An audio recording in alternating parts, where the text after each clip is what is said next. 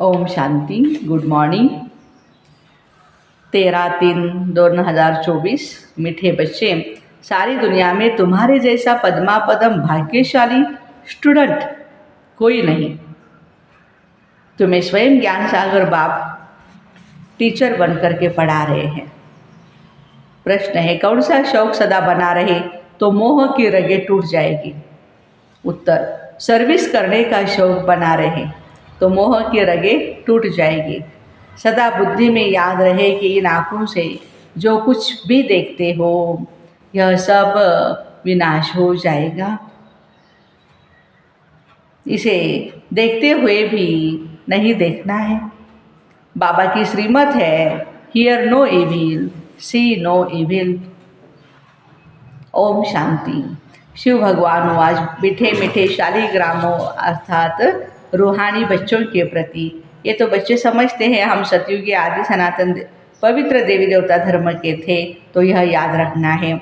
आदि सनातन देवी देवता धर्म को तो बहुत मानते हैं ना, परंतु देवता धर्म के बदले हिंदू धर्म नाम रख दिया है।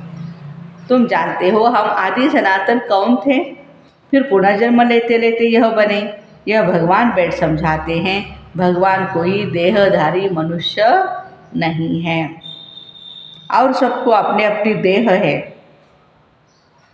शिव बाबा को कहा जाता है विदेही, देह नहीं है उनको, विदेही।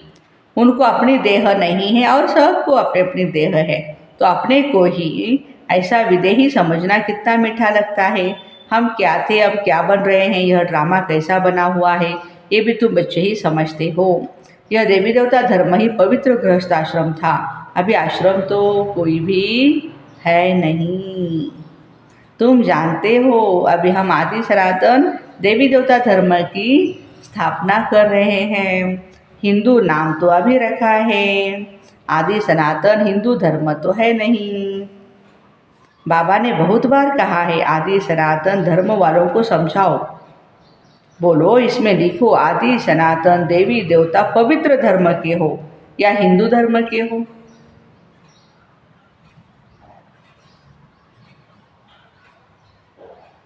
तो उनको 84 जन्मों का मालूम पड़े, यह नॉलेज तो बिल्कुल ही सहज है।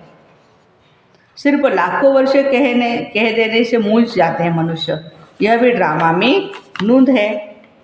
सतो प्रधान से तमो प्रधान बनने का भी ड्रामा में पार्ट है। देवता धर्म वाले ही 84 जन्म लेते लेते कितने छी बन पड़े हैं। पहले भारत कितना ऊंच था, भारत की ही महिमा करनी चाहिए। अब फिर तमो प्रधान से सतो प्रधान, पुरानी दुनिया से नई दुनिया जरूर बननी है। आगे चलकर तुम्हारी बात को समझेंगे सब। बोलो घोर नींद से जागो, बाप और वर्षी को याद करो।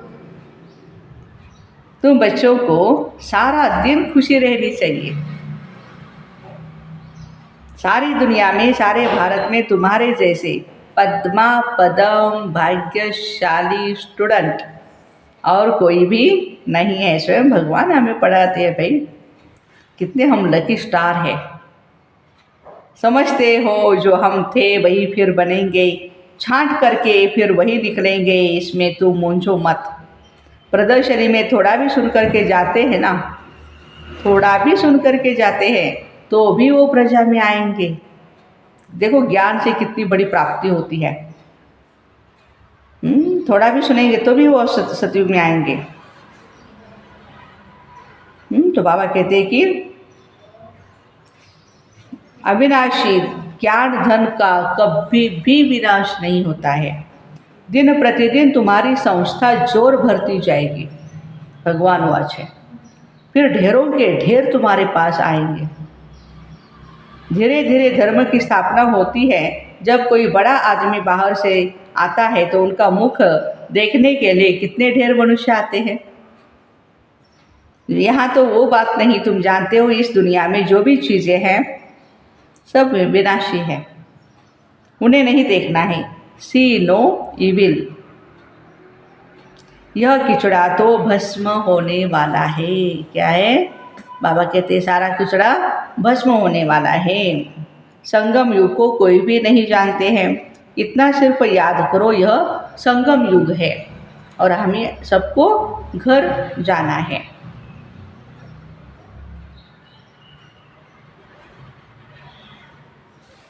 पवित्र भी जरूर बनना है। अब बाप कहते हैं, यह काम विकार आदि मध्य अंत दुख देने वाला है, इसको जीतो। विष के लिए देखो कितना तंग करते रहते हैं, है ना। बाप कहते हैं काम महाशत्रु है, उसको ही जीतना है। अब इस समय कितने ढेर मनुष्य हैं दुनिया में, तुम एक एक को कहाँ तक समझाए। एक को समझाते हो तो दूसरा कहता है जादू है, फिर पढ़ाई भी छोड़ देते हैं। इसलिए बाबा कहते हैं आदि सनातन धर्म वालों को समझाओ। आदि सनातन है ही देवी देवता धर्म।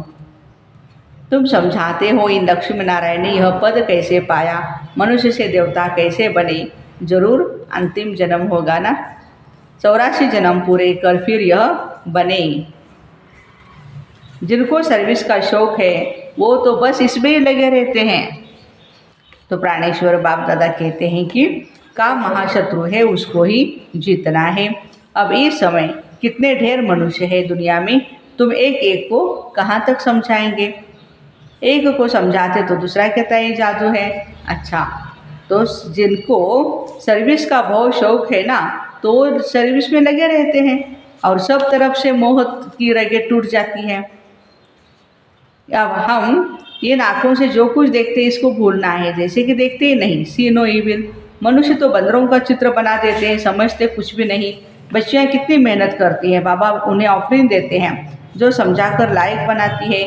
प्राइज़ भी उन्हों को ही मिलती रहती है जो काम करके दिखाते हैं। तुम जानते हो बाबा हमको कितनी प्राइज़ देते हैं। पहला नंबर है सूर्यवंशी राजधानी की प्राइज़।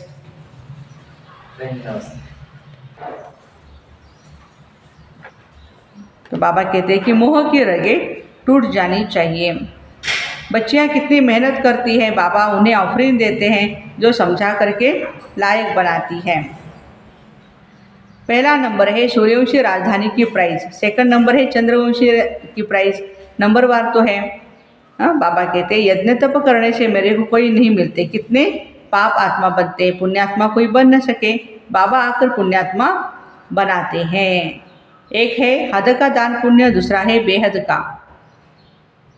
भक्ति मार्ग में इनडायरेक्ट ईश्वर अर्थ दान पुण्य करते हैं, परंतु ईश्वर किसको कहा जाता है यह कोई नहीं जानते। अभी तुम जानते हो। तुम कहते हो शिव बाबा ही हमको क्या से क्या बनाते हैं। भगवान तो एक ही है ना। उनको फिर सर्वव्यापी कह दिया तो उनको समझाना चाहिए यह तुम लोगों ने क्या किया है, भगवान को सर्वव्यापी कह दिया। तुम्हारे पास आते भी हैं, थोड़ा सुन करके बाहर गए, खलास, यहाँ की यहाँ रही। ये सब भूल जाता है। तुमको कहते हैं ज्ञान बहुत अच्छा है, हम फिर आएंगे, परंतु आते नहीं। क्यों नहीं आते हैं? मोह की रगें नहीं टूटती है। मोह जीत राजा की भी कहानी है। मोह जीत राजा फर्स्ट क्लास ये लक्ष्मी नारायण है। मनुष्य समझते ही नहीं, वंडर है। रावण राज्य में सीढ़ी उतरते नहीं, एकदम नीचे गिरते हैं। बच्चों का खेल होता है, ऊपर जाकर के फिर नीचे गिरते हैं। तुम्हारा भी खेल बहुत सहज है। बाबा कहते अच्छी रीति धारणा करो, कोई भी छी काम नहीं करो। बाप कहते मैं बीज रूप सतचित आनंद स्वरूप ज्ञान का सागर हूँ। अब ज्ञान का सागर ऊपर बैठा रहेगा क्या? जरूर आकर के यहाँ ज्ञान देगा ना। ज्ञान क्या चीज़ है यह भी किसको मालूम नहीं।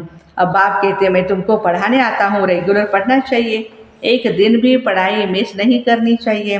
कोई ना कोई पॉइंट्स जरूर अच्छी मिलेगी।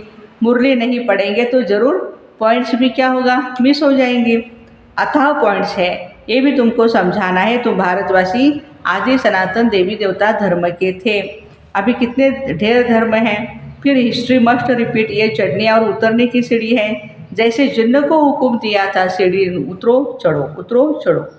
तुम सब जिन्न हो, 84 की सीढ़ी चढ़ते हो फिर उतरते हो, चढ़ते हो फिर उतरते हो। कितने ढेर मनुष्य हैं, हर एक को कितना पाठ बजाना होता है। बच्चों को बड़ा वंडर लगता है। तुमको बेहद के नाटक की पूरी पहचान मिली है। सारे सृष्टि के आदि मध्य अंत को अभी तुम ही जानते हो, कोई भी मनुष्य नहीं जानते। सतयुग में किसके मुख द्वारा कोई कुवचन नहीं निकलते हैं। यहाँ तो देखो एक दो को गाली देते रहते हैं। यह है ही विषय वैतरणी नदी रौरव नर्क। सभी मनुष्य रौरव नर्क में पड़े हैं। यहाँ तो यथा राजा रानी तथा प्रजा तुम्हारी विजय होनी है अंत में, जब समझेंगे आदि सनातन देवी देवता धर्म की स्थापना किसने की। यही पहले नंबर की मुख्य बात है जो कोई भी नहीं जानते हैं। बाप कहते हैं बच्चे मैं हूँ गरीब निवाज। यह पिछाड़ी को समझेंगे जब टू लेट हो जाते हैं। अब तुमको तीसरा नेत्र मिला है, स्वीट घर स्वीट राजाई बुद्धि में है। अब सब मरे पड़े हैं सिवाय तुम ब्राह्मणों के। ब्राह्मण ही खड़े हो जाएंगे, ब्राह्मण ही सो देवता बनते हैं। यह एक ही धर्म स्थापन हो रहा है। और धर्म कैसे स्थापन होते हैं ये भी बुद्धि में है। समझाने वाला एक बाप है। ऐसे शिव बाबा को घड़ी घड़ी प्यार से याद करना चाहिए। धंधा आदि भल करो, सिर्फ पवित्र बनो। आदि सनातन देवी देवता धर्म पवित्र था, अब फिर पवित्र बनना है। चलते फिरते तुम बाप को याद करो तो तुम सतो प्रधान बन जाएंगे। ताकत तब आएगी जब सतो प्रधान बनेंगे। सिवाय याद की यात्रा के तुम ऊंचते ऊंच पद कभी भी पा नहीं सकते हो। जब सतो प्रधान तक पहुँचेंगे तब पाप कटेंगे। यह है योग अग्नि। यह गीता अक्षर, यह अक्षर गीता के है योग अग्नि। हाँ, अब जब तुम्हारी बात कोई समझे, परमात्मा सुप्रीम सोल तो एक ही है, वही आकर सबको सुप्रीम बनाते हैं। एक दिन अखबार वाले ऐसे ऐसी बातें डालेंगे, यह तो बरोबर है, राजयोग सिवाय एक परमात्मा की और कोई सिखला न सके, ऐसी बातें बड़े बड़े अक्षरों में डालनी चाहिए। अच्छा, मीठे मीठे सिक्के दे बच्चों प्रति माता पिता बाप दादा का याद प्यार और गुड मॉर्निंग। रूहानी बाप की रूहानी बच्चों को नमस्ते। हम रूहानी बच्चों की रूहानी माता पिता बाप दादा को याद प्यार गुड मॉर्निंग और नमस्ते। मातेश्वरी के अनमोल महावाक्य सुनते हैं। गीत है नयनहीन को राह दिखाओ प्रभु। अब यह जो मनुष्य गीत गाते हैं नयनहीन को राह बताओ, तो गोया राह दिखाने वाला एक ही परमात्मा ठहरा। तभी तो परमात्मा को बुलाते हैं और जिस समय कहते हैं हे प्रभु राह बताओ, तो जरूर मनुष्यों को राह दिखाने के लिए खुद परमात्मा को निराकार रूप से साकार रूप में अवश्य आना पड़ता है ब्रह्मा बाबा के तन में। तभी तो स्थूल में राह बताएगा, आगे बिगर राह तो बता नहीं सकते। अब मनुष्य जो मूंझे हुए हैं, उन मूंझे हुए को राह चाहिए।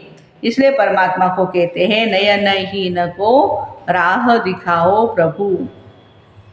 इसको ही फिर खिवैया कहा जाता, जो उस पार अथवा इन 5 तत्वों की जो बनी हुई सृष्टि है, इसे पार कर उस पार अर्थात 5 तत्वों से पार जो छठा तत्व है अखंड ज्योति तत्व मह तत्व, उसमें ले जाते हैं। तो परमात्मा भी जब उस पार ले इस पार आवे, उस पार से इस पार आवे, तो भी ले करके जाए। बाकी जो बच जाएंगे वो धर्मराज की सजाएं खा करके बाद में मुक्त होते हैं। जब सभी मनुष्य अति दुखी होते हैं तो परमात्मा को याद करते हैं।